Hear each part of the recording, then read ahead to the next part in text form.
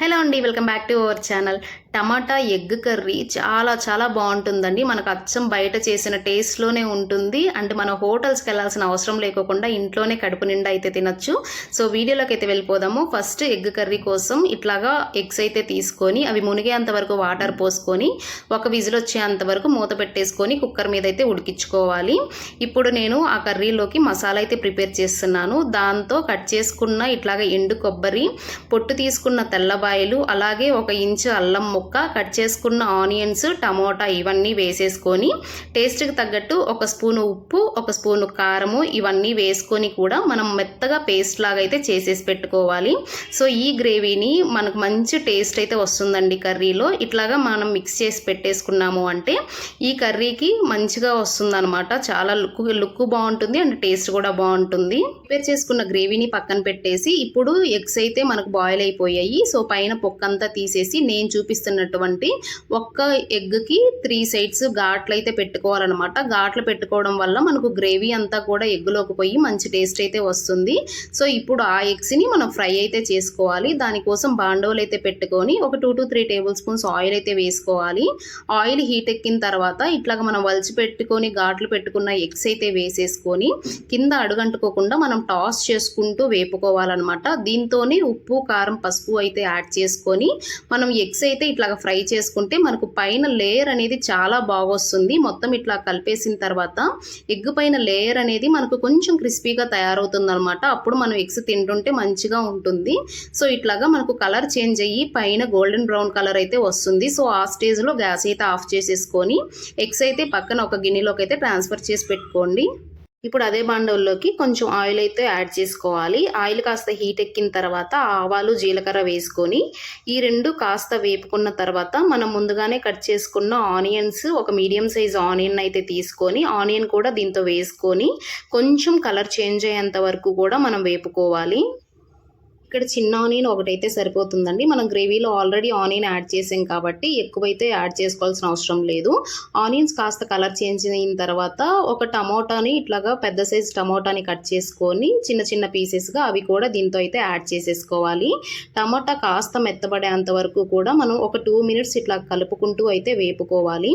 Tomato కాస్త వేగిన తర్వాత దీంతోనే కట్ చేసుకున్న ఒక 3 నుంచి 4 పచ్చిమిర్చి ఇట్లాగా సన్నగా పొడుగ్గా కట్ చేసుకొని దాంతోనే ఒక రెబ్బ కరివేపాకు అయితే వేసి మొత్తం కూడా ఇట్లాగైతే వేపుకోవాలి. ఇప్పుడు మూత పెట్టేసుకొని ఒక 2 మినిట్స్ అయితే టమోటా కాస్త మెత్తబడనివ్వాలి. 2 మినిట్స్ వేగనిచ్చి తర్వాత మూత తీసి చూస్తే మనకు చక్కగా ఆయిల్ అయితే పైకి తేలుతూ ఉంటుందన్నమాట. అండ్ టమాటా కూడా కాస్త అయితే వేగుంటుంది. సో ఇప్పుడు ఒక్కసారి గరిటెతో మనం మిక్స్ చేసేసి ముందుగానే మనం మసాలా గ్రేవీ అయితే ప్రిపేర్ చేసి పెట్టుకున్నాం కదా. సో ఈ స్టేజ్లోనే మనం ఆ గ్రేవీ అంతా కూడా ఈ టమాటోలోకి అయితే ట్రాన్స్ఫర్ చేసేసుకొని మొత్తం కూడా ఒకసారి కలిపేసుకోవాలి.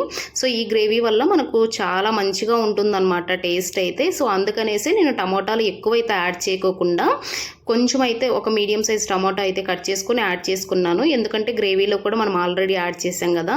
సో ఈ మసాలా మొత్తం కూడా మనం టమాటా గ్రేవీలో అయితే వేసేసి మొత్తం కూడా ఒకసారి మిక్స్ చేసేసి దీంతో ఉండే పచ్చివాసన అంతా పొయ్యేంత వరకు మూత పెట్టేసుకొని ఒక 2 నిమిషాలు అయితే వేయించుకోవాలి. 2 నిమిషాల తర్వాత చూస్తే మనకి ఇట్లాగా ఆయిల్ అయితే చక్కగా పైకైతే తేలుతుంది.